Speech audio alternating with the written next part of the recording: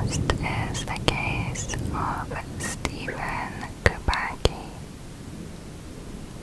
One morning in February 1978, near Lake Michigan, college student Stephen Kubacki went out on a solo skiing expedition, intending to stay for 1 or 2 days, but he never returned. He left a 200-yard trail of footprints in the snow, leading up to the frozen lake. The footprints suddenly stopped at the edge of the lake, leading investigators to believe that Stephen had died somewhere underneath the thick layer of ice. There was no signs of any markings on the ice, and no signs that the ice had been broken anywhere. Later that day, Stephen's backpack and his skis were found. No other sign of Stephen was discovered, and the searches were eventually called off. His family was prepared for the worst. Stephen went missing in an area known as the Lake Michigan Triangle, which goes from Manitowoc, Wisconsin, to Ludington, Michigan, and south to Benton Harbor. Numerous strange occurrences have been attributed to the triangle, beginning from 1891, when a ship called Thomas Hume set sail across Lake Michigan to search for lumber. The Hume and a crew of 7 men vanished. The boat was never found. Over a year after his initial disappearance, Stephen appeared out of the blue on his parents' doorstep and rang the bell, wearing clothes that did not belong to him. He told his father he had very little memory of where he had been, and was surprised to know he had been away for so long. Stephen recalled he had woken earlier that day in Pittsfield, 40 miles from their house, laying naked in a meadow. He was carrying a tiny backpack with maps that were not his. He had no recollection of what had happened in the last 14 months. After his reappearance, many media outlets offered to pay him for his story. However, Stephen decided to remove himself from the public eye, refusing to speak about the incident, of which he had no memory. He did not wish to try treatments like hypnotic regression in order to regain his memories. He stated that he was not experiencing any psychological problems and wanted to keep it that way. One explanation was that Stephen suffered from a mental health issue or an emotional one, which caused him to leave society for a certain period and then so. Others think that he was kidnapped, or even that aliens were involved.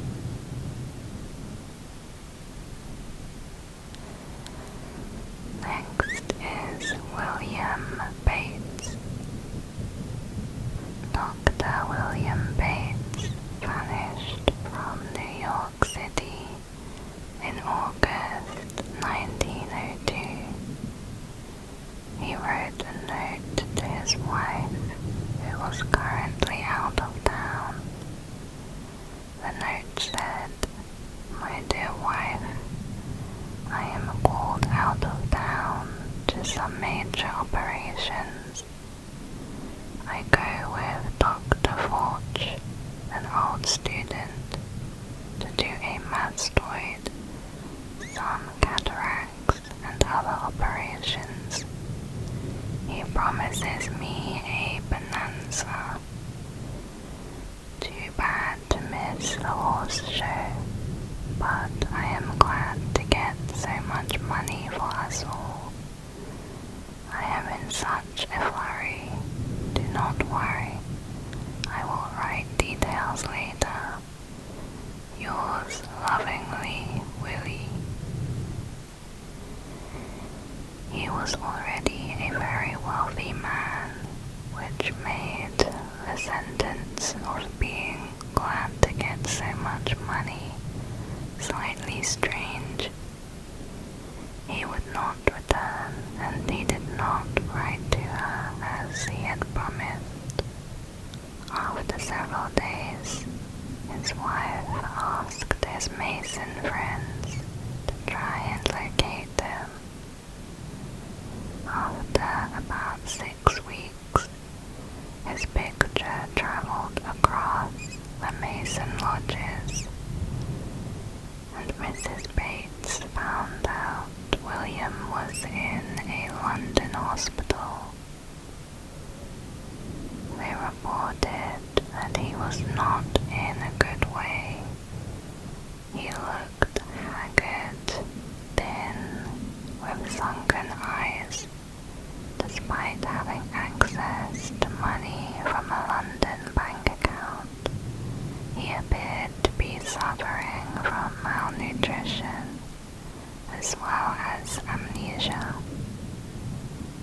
When Mrs. Bates arrived in London, William claimed to not recognize or remember her.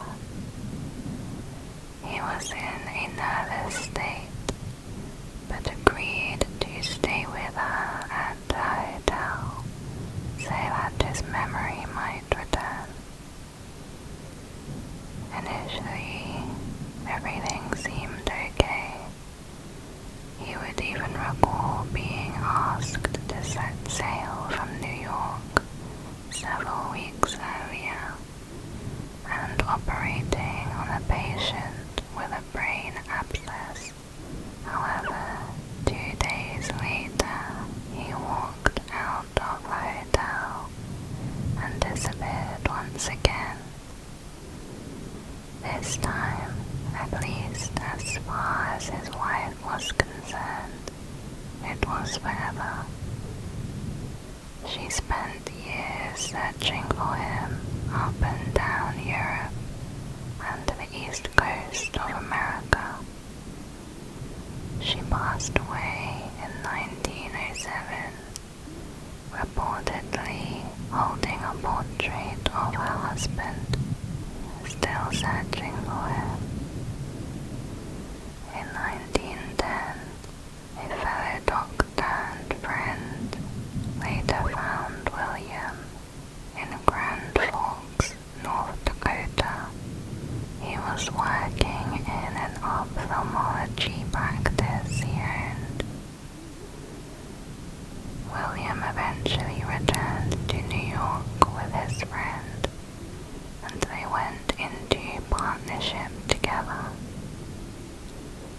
However, William would never recover his memories of his life before 1902, or of what happened to him.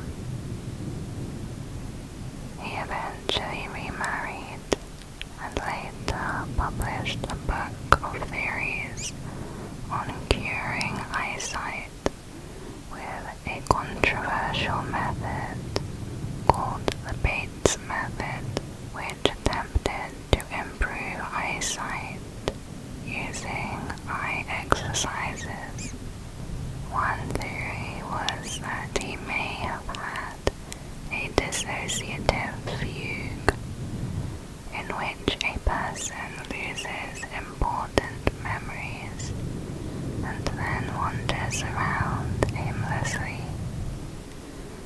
This is an extremely rare condition, occurring only in 0.2% of people. Another possibility is that he made it all up. Perhaps he was tired of his New York life, or was secretly in debt and decided to just walk away, claiming memory loss when he was later found. Next is Linda Arteaga. It was September 22nd, 2012, in the Arkansas Ozarks. That afternoon, middle-aged brother and sister Eddie Huff and Linda Arteaga set out for a hike in the forest. However, Eddie returned alone.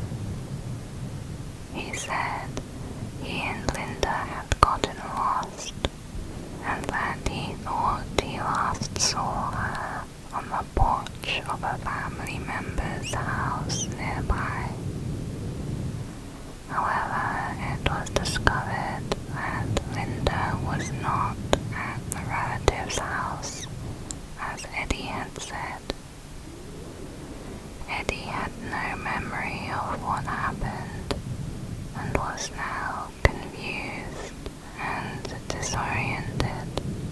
A search party was organized, and Linda was eventually found after 5 days.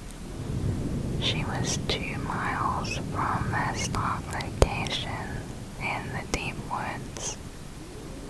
She appeared to be in shock by whatever incident had happened.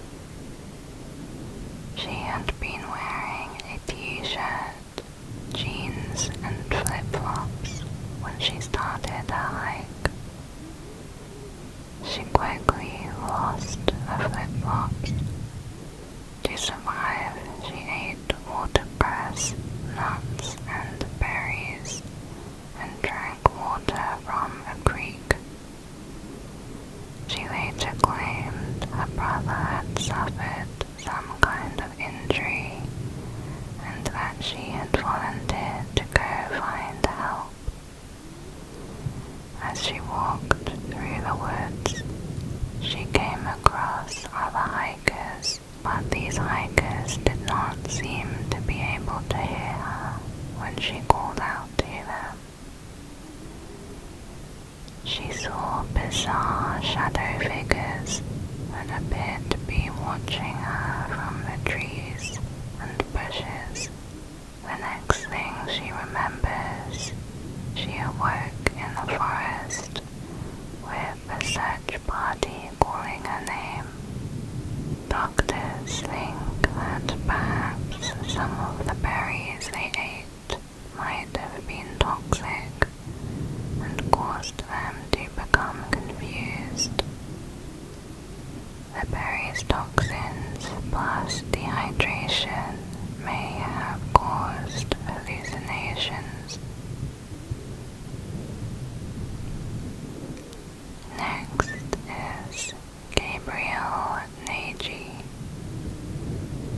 On January 21st, 1987, Gabriel Nagy from Sydney, Australia, called his wife to let her know he would be home from work early. Then he vanished without a trace for 23 years. Most believed that he must have died shortly after that phone call. But in 2010, just before he would have been officially declared dead, the detective in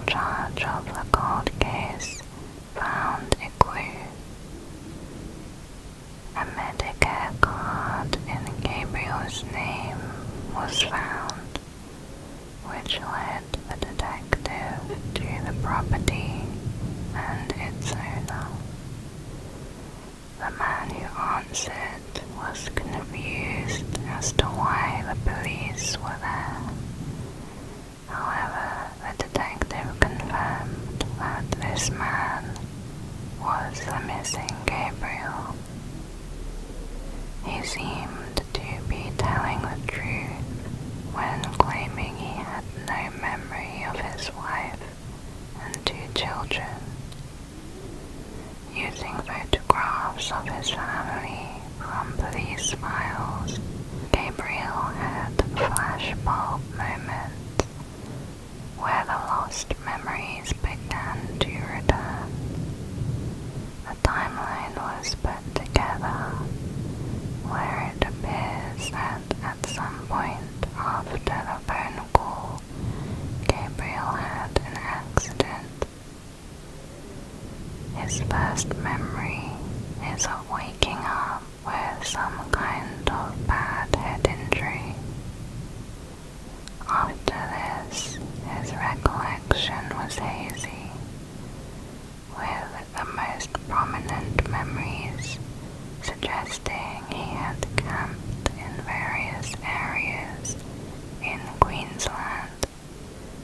He worked on farms and fishing boats, and sometimes slept on the streets. Over time, his real name came back to him, which prompted him to apply for the Medicare card. Eventually he was reunited with his family, who continued to work on restoring as much of his memory as possible. How a physical injury could cause him to lose such a large amount of memories is not clear. Gabriel's daughter believes he developed a condition called dissociative fugue, a rare psychiatric disorder that causes memory loss and often leads to people wandering away from their families. Next is Natasha Ryan. Natasha Ryan went missing from Rockhampton, Queensland, when she was 14 years old. On August 31st, 1998, Natasha's mother dropped her off at school, but she never came home. When reporting her as missing, the police did not take the case very seriously, because just a month earlier, Natasha had run away with her 21-year-old boyfriend, Scott Black. Scott was questioned, but it was determined that he did not know anything about Natasha's disappearance. During the next year, several other girls had gone missing in the Rockhampton area. It was believed that a serial killer had abducted and murdered them. Natasha's family suspected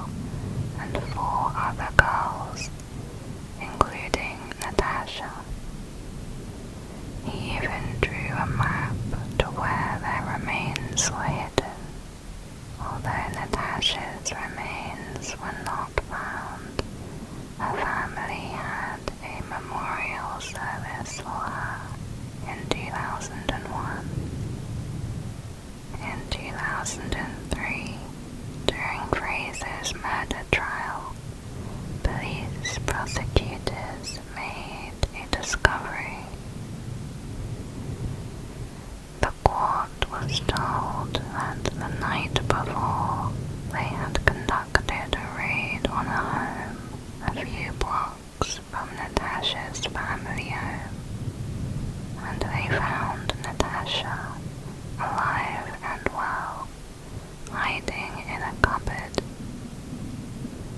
The property was rented by her boyfriend, Scott Black, who was working as a milkman. Natasha would always hide whenever somebody came to the house.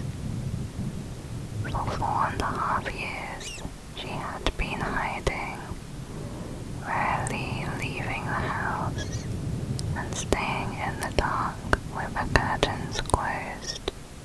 They had moved a number of times, always during the night time. Natasha was described as a troubled child who had been suspended from school and regularly fought with her mother. She had run away several times before deciding to leave her life for good. In later interviews, she said by the time she wanted to reunite with her mother, it was too late, and the lie had become too big.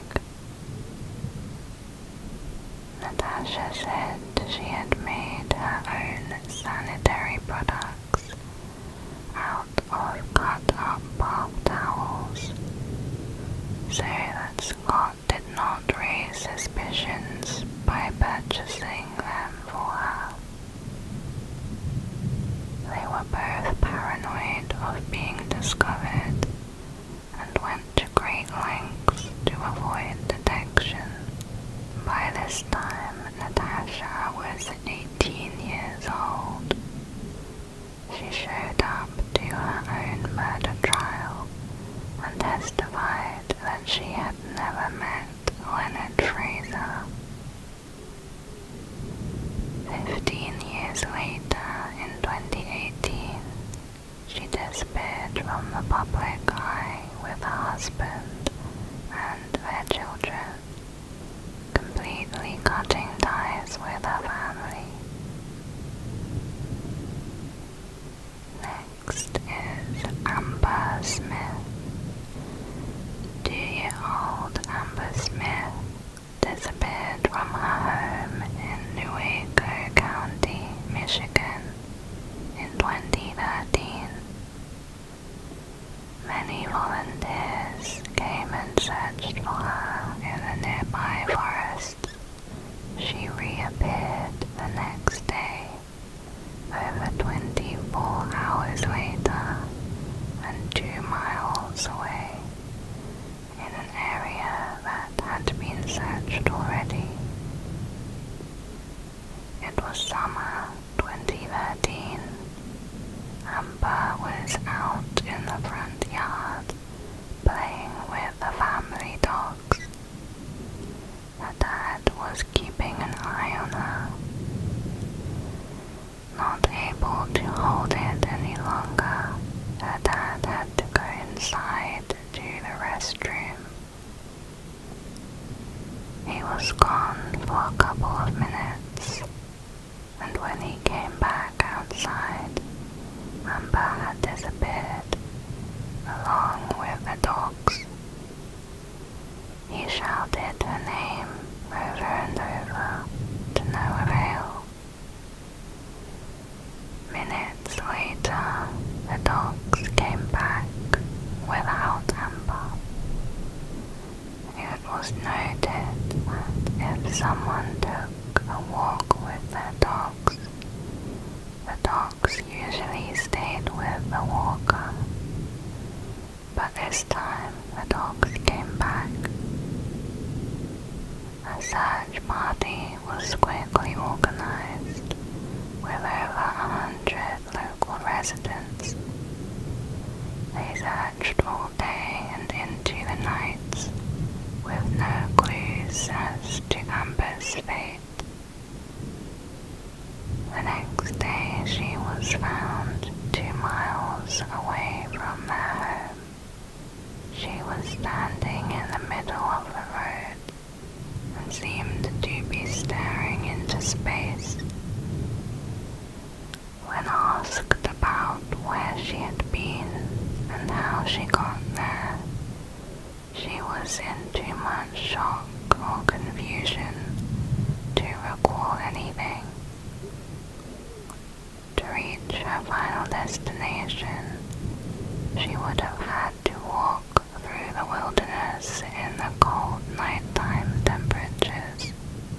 Some believed she was picked up by someone or something, perhaps paranormal, while others think she just got lost in the woods.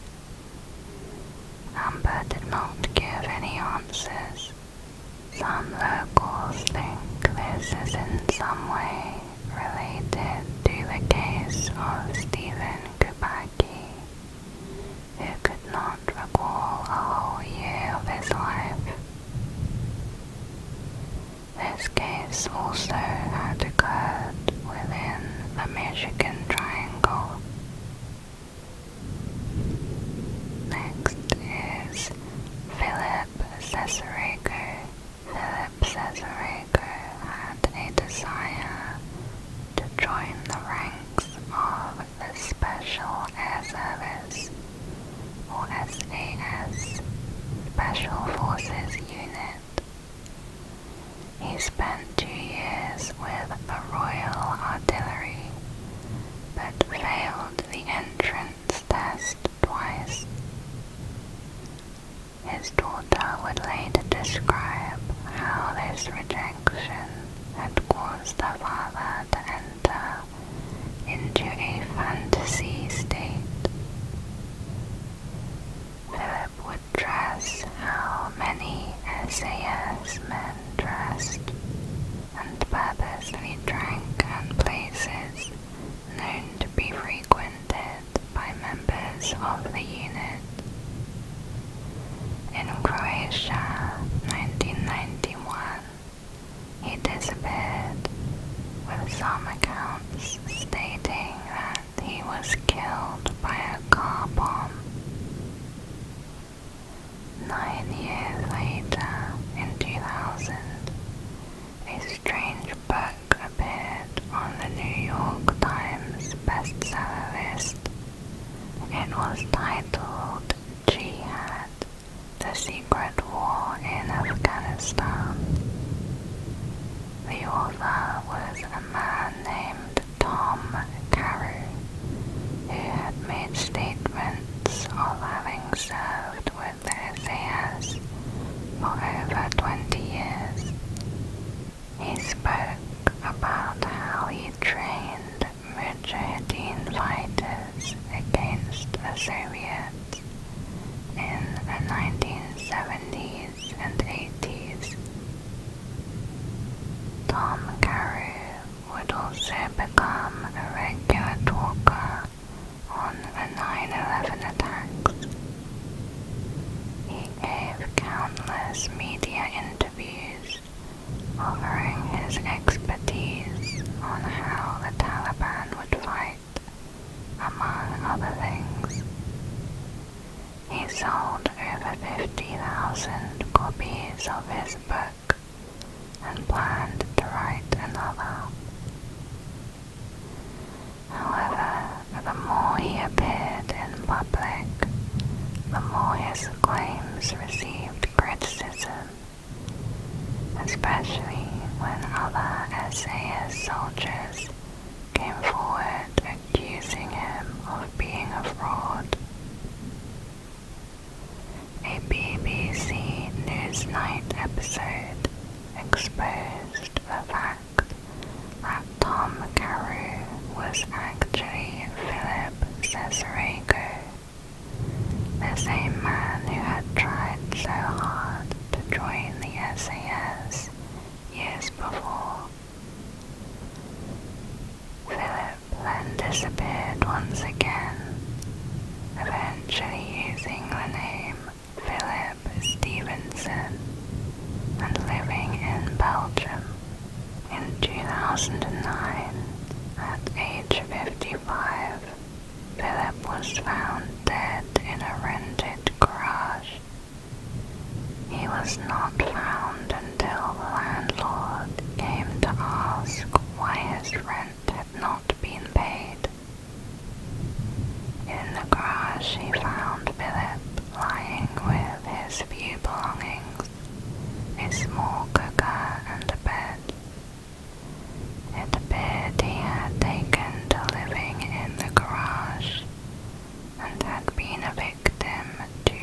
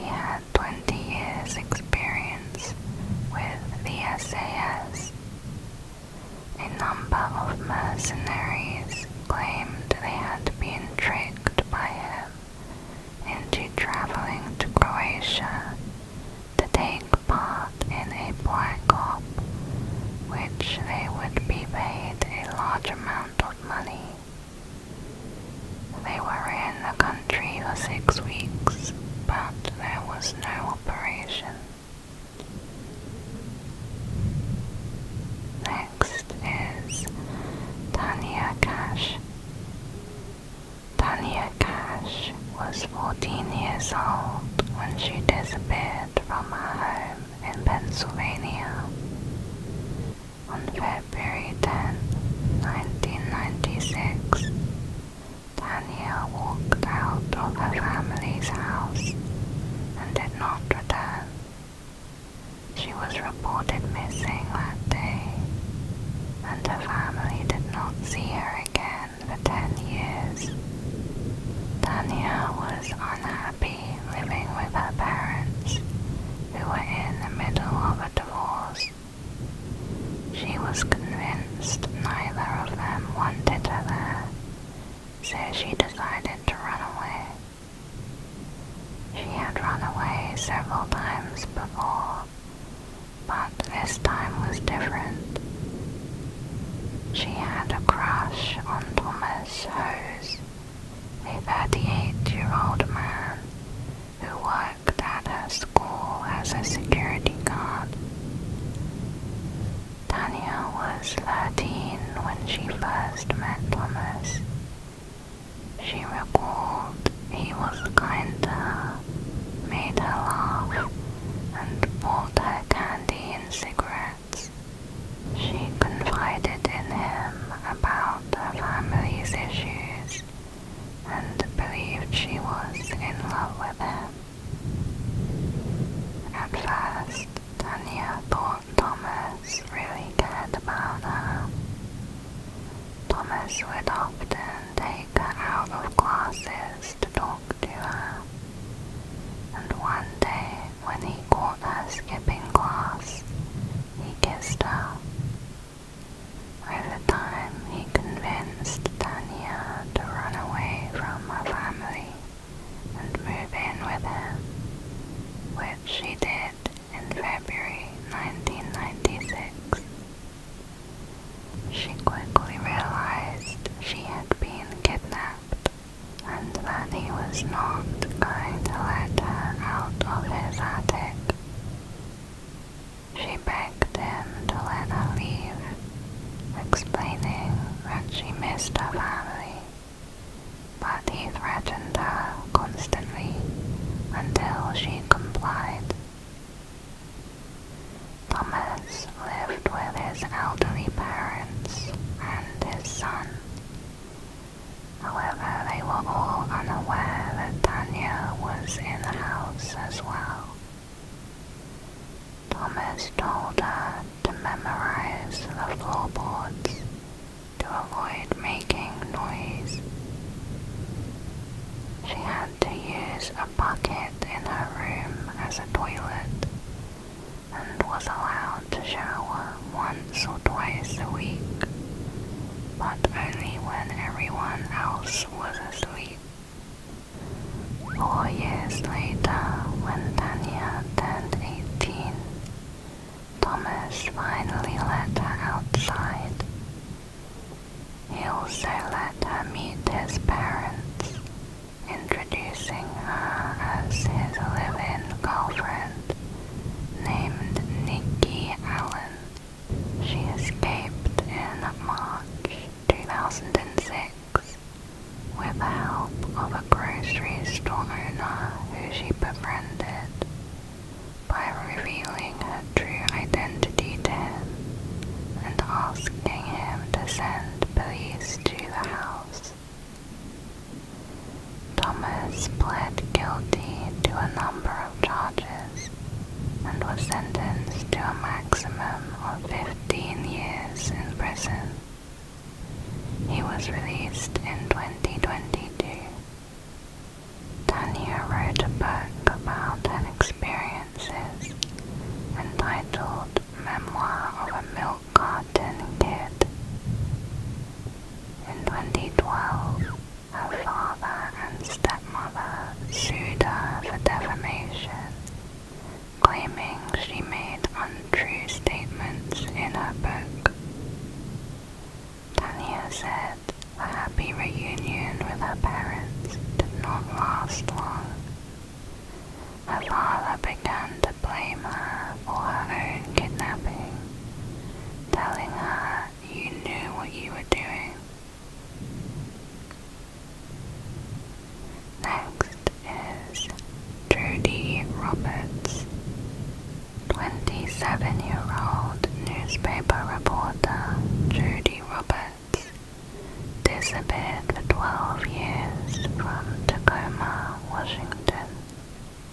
She was reported missing after she failed to show up for an assignment on May 20th, 1985. Her car was found in a parking garage near the News Tribune's office. She recalled that in May 1985, she found herself in a shopping mall in Denver with no memories of her life, who she was, her name or her birthday. She believed she was 23 instead of 27. Jody moved to Alaska in 1989 under the name Jane D. During this time, she worked as a waitress and put herself through the University of Denver, where she studied Russian, among other things. She then set up an internet webpage design company. She had spent some time in Denver hospitals, where authorities were unable to confirm her identity. 12 years later, she was located when a former co-worker saw her photograph in news stories about the old case, which had recently been reopened as a homicide investigation. Jody was found living 860 miles away in Alaska with a husband and 4 children. After being reunited with her family, she still did not remember any of them or any of her past life. Dr.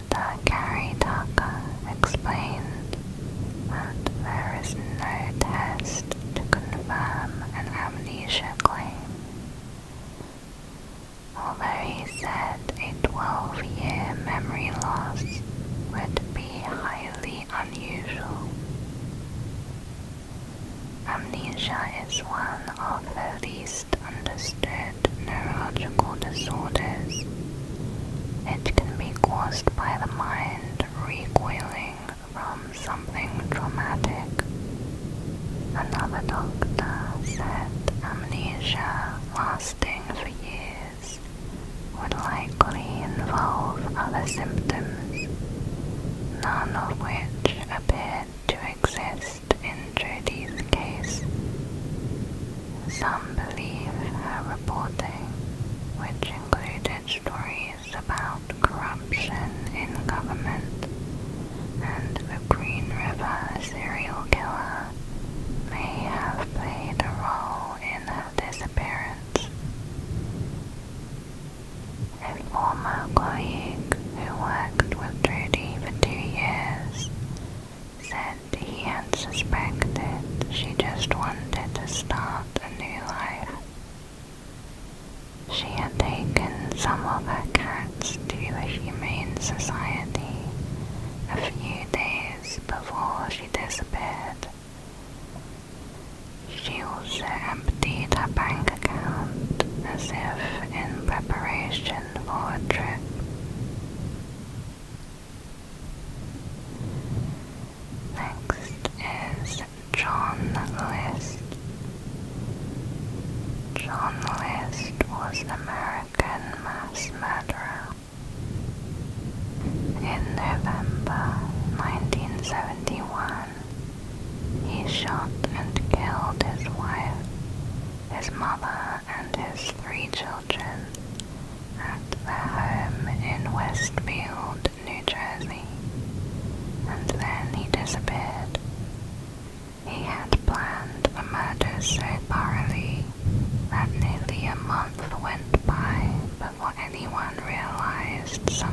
was wrong. He was the vice president at a bank in Jersey City, New Jersey, and the family lived in a 19-room Victorian mansion. He placed the bodies of his wife and children on sleeping bags in the mansion's ballroom, while his mother's body was left in the attic. He wrote a 5-page letter to his pastor, which was found in his study. In the letter, he claimed that he saw too much evil in the world, and he had killed his family to save their souls. He cleaned the crime scenes, removed his own picture from all family photos, turned on the radio to a religious station, and then left.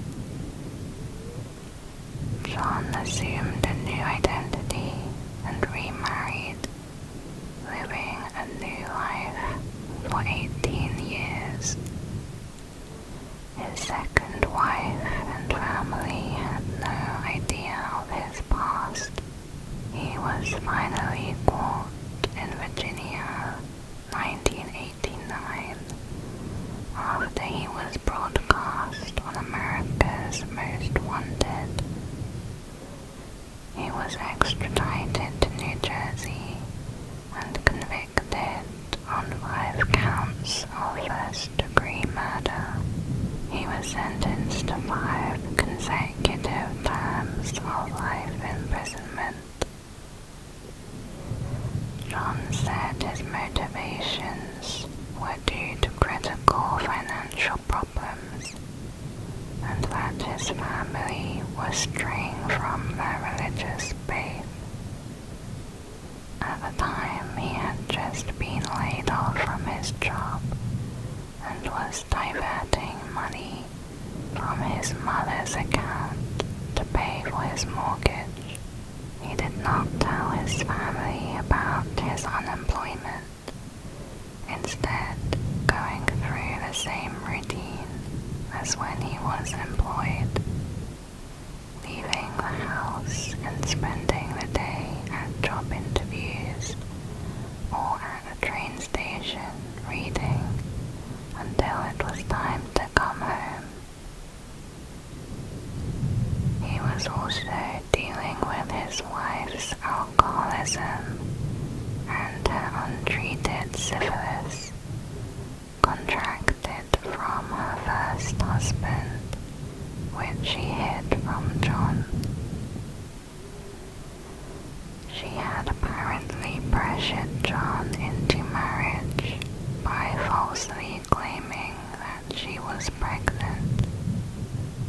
Her health deteriorated over time, but she said nothing to John or her doctor until 1969. By then, she had become a paranoid recluse who often humiliated John by comparing him to her first husband. John believed that killing them would assure their souls a place in heaven, where he hoped to eventually join them. He died in prison in 2008 at the age of 86.